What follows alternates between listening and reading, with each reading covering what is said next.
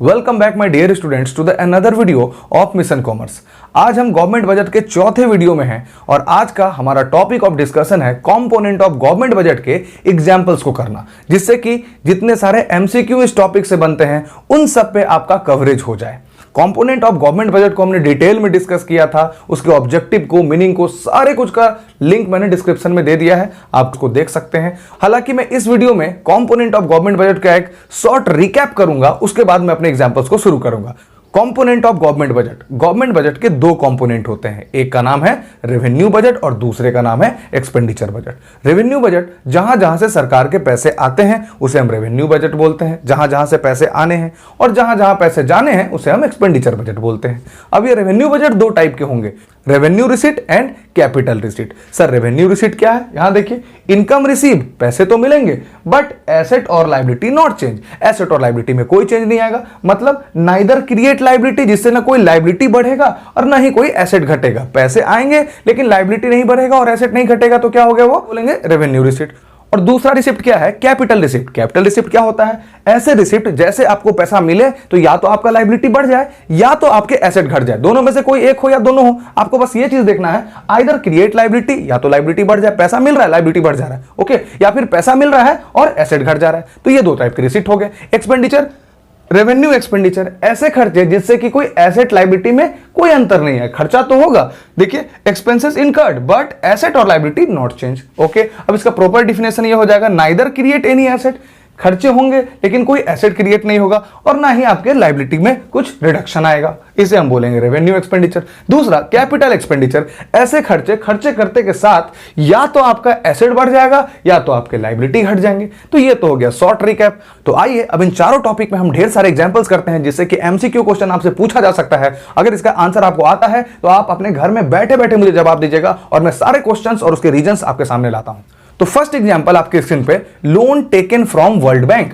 आप लोन ले रहे हैं वर्ल्ड बैंक से, जल्दी से बताइए लोन लेते के साथ पैसा आएगा कि जाएगा? सर पैसा आएगा। पैसा आएगा तो आप क्या देखेंगे? Revenue budget. अब देखिए, लोन लेते के साथ क्या आपके एसेट और लायबिलिटी पे असर पड़ा? हाँ सर, जैसे हम लोन लेंगे मेरी लायबिलिटी बढ़ जाएगी, लायबिलिटी बढ़ जाएगी तो यहां देखिए एसेट लायबिलिटी नो चेंज, लेकिन लायबिलिटी बढ़ रही है तो ये कैपिटल रिसीट होगा। तो इसका आंसर हम लोग क्या लिखेंगे? आप लिख लीजिए, it is a type of capital receipt because this receipt create increase in liability और डिक्रीज इन एसेट। आप इसी तरीके से आंसर को लिखेंगे। मैं अब सबका डिस्कशन करूंगा सिर्फ आपके सामने। दूसरा क्वेश्चन है आपके पास, कॉर्पोरेट टैक्स और income tax receive by government. अब देखिए, कॉर्पोरेट टैक्स या फिर इनकम टैक्स या फिर जीएसटी, इन तीनों में से कोई भी टैक्स हो, receive by the government, government को मिला है, टैक्स गवर्नमेंट को मिलेगा तो क्या इनकम है या एक्सपेंसेस? जल्दी से बताइए। एक्सपेंसेस? अरे नहीं, जो पे किया है उसके लिए एक्सपेंसेस है, गवर्नमेंट के लिए तो इनकम है। तो इनकम है तो आप इधर देख लो, रिसीट साइड देख लो, रेवेन्यू साइड देख लो। अब किस तरह का इनकम है? अब देखिए, टैक्स के मिलने से क्या कोई लायबिलिटी बढ़ेगा गवर्नमेंट का? नहीं, ना कोई एसेट घटेगा, तो ये कौन सा होगा? Revenue receipt. देखिए, इनकम रिसीव बट एसेट और लायबिलिटी नॉट चेंज, ये हो गया दूसरा। तीसरा एग्जांपल क्या हो गया आपके सामने? डिसइन्वेस्टमेंट। मैंने टॉपिक कराते समय भी इसको डिफाइन किया था। डिसइन्वेस्टमेंट मतलब क्या होता है? जब आप अपने एसेट को बेच देते हैं तो उसे हम क्या बोलते हैं? डिसइन्वेस्टमेंट। तो जल्दी बताइए, आप जैसे एसेट को बेचेंगे तो पैसा आएगा कि जाएगा? सर पैसा तो आएगा, लेकिन पैसे आते के साथ क्या आपके एसेट लायबिलिटी में अंतर होगा? हाँ सर, जैसे आप अपने एसेट को बेच देंगे तो आपका एसेट कम हो जाएगा। एसेट कम हो जाएगा मतलब एसेट घटेगा। ये देखिए, एसेट रिड्यूस और लायबिलिटी इंक्रीज, तो ये कौन सा रिसीट हो जाएगा? Capital receipt. Very nice my dear student, आप बहुत ही अच्छा समझ रहे हैं।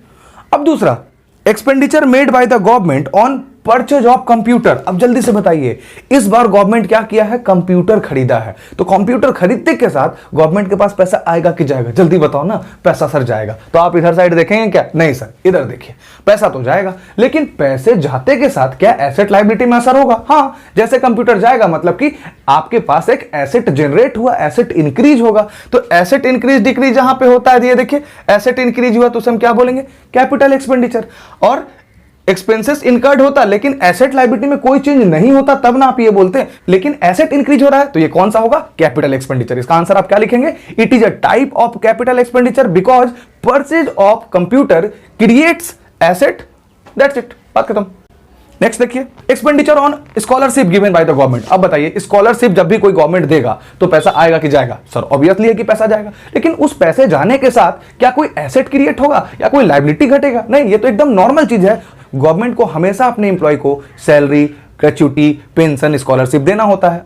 इस खर्चे से ना ही गवर्नमेंट का कोई एसेट बढ़ता है और ना ही कोई लायबिलिटी घटता है, इसीलिए कौन सा खर्चा होगा? Revenue expenditure. फिर से अगला सवाल आपके स्क्रीन पे, construction of school building. School building का कंस्ट्रक्शन होगा। अब तो आप तुरंत बताओगे सर स्कूल बिल्डिंग का कंस्ट्रक्शन होगा, पैसा आएगा कि जाएगा? सर पैसा जाएगा। ओके, पैसा जाएगा तो फिर क्या होगा? खर्चा होगा, तो आप एक्सपेंडिचर साइड देखोगे। अब देखिए, खर्चा होते के साथ क्या आपका एसेट इंक्रीज हुआ? हाँ, जैसे आप स्कूल बिल्डिंग को बनाने के लिए पैसा खर्च किए तो स्कूल का बिल्डिंग आपके लिए एक एसेट हो गया। तो अब जल्दी से बताइए, एसेट जनरेट होते के साथ एसेट बढ़ा या घटा? सर एसेट बढ़ा। ये देखिए, एसेट बढ़ा या लायबिलिटी घटा तो कैपिटल एक्सपेंडिचर ये हो जाएगा। Next question, payment of salary to staff of government hospital. अब गवर्नमेंट हॉस्पिटल के स्टाफ को आप सैलरी पेमेंट करेंगे तो खर्चा तो होगा, इधर देखना बुरी बात है। अब खर्चा होगा तो क्या एसेट लायबिलिटी में कोई अंतर हुआ? No sir. देखिए, एक्सपेंडिचर इनकर्ड बट एसेट और लायबिलिटी नॉट चेंज, तो इसे हम क्या बोलेंगे? Revenue expenditure. नेक्स्ट आपके स्क्रीन पे है fees receive by the government college. अब देखिए, गवर्नमेंट कॉलेज में फीस रिसीव होगा तो गवर्नमेंट को पैसा मिलेगा या जाएगा? जल्दी से बताइए। अरे फीस देंगे बच्चे लोग, स्टूडेंट लोग, लेकिन गवर्नमेंट को तो पैसा मिलेगा। तो पैसा मिलेगा तो क्या हो गया? Receipt side. इधर देखना बुरी बात।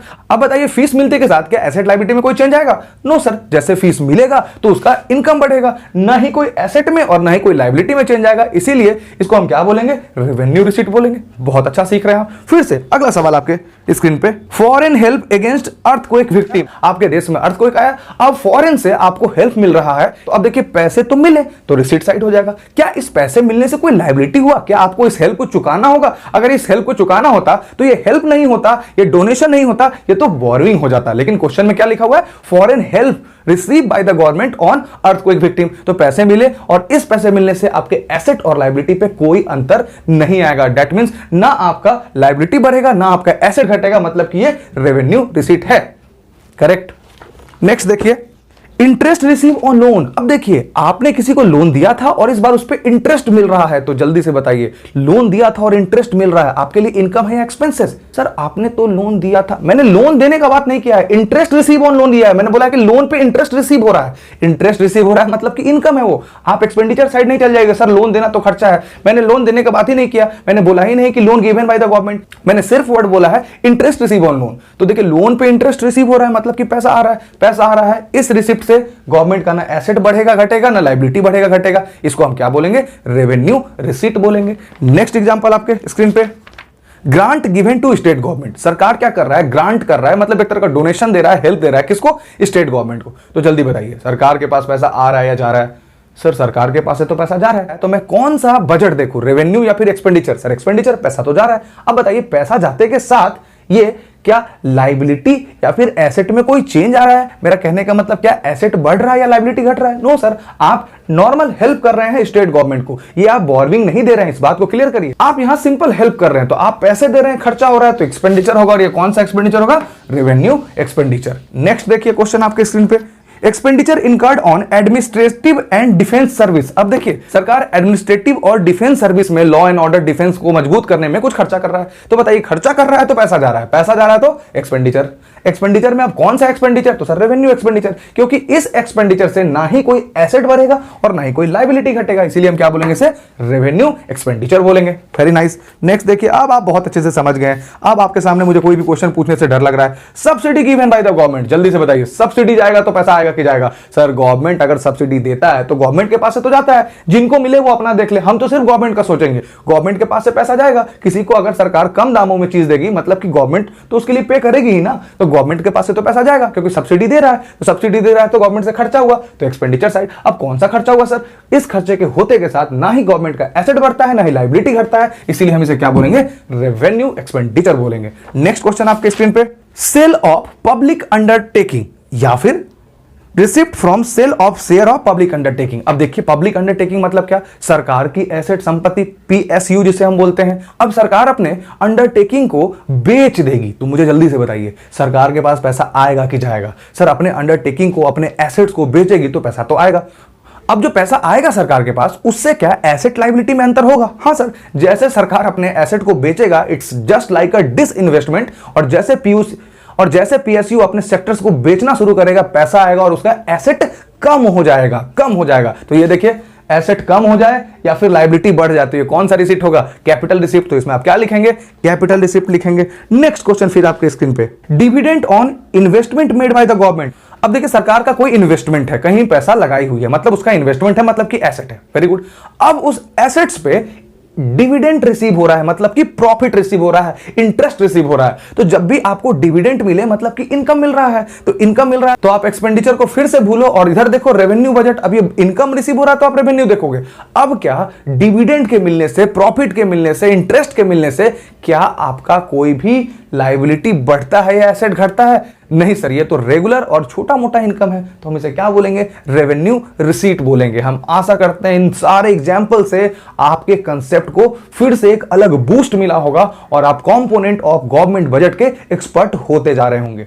तो thank you so much my dear student. अगर ये वीडियो आपको पसंद आया हो तो आप हमें जरूर कमेंट बॉक्स में बताएं, और कोई अलग तरह का एग्जाम्पल जो आप अपने बुक्स में देखते हैं, अपने टीचर से डिस्कस करते हैं और आपको नहीं समझ में आया तो आप जरूर कमेंट बॉक्स में हमें बताएं। आपको बताने में हमें उतनी ही खुशी होगी।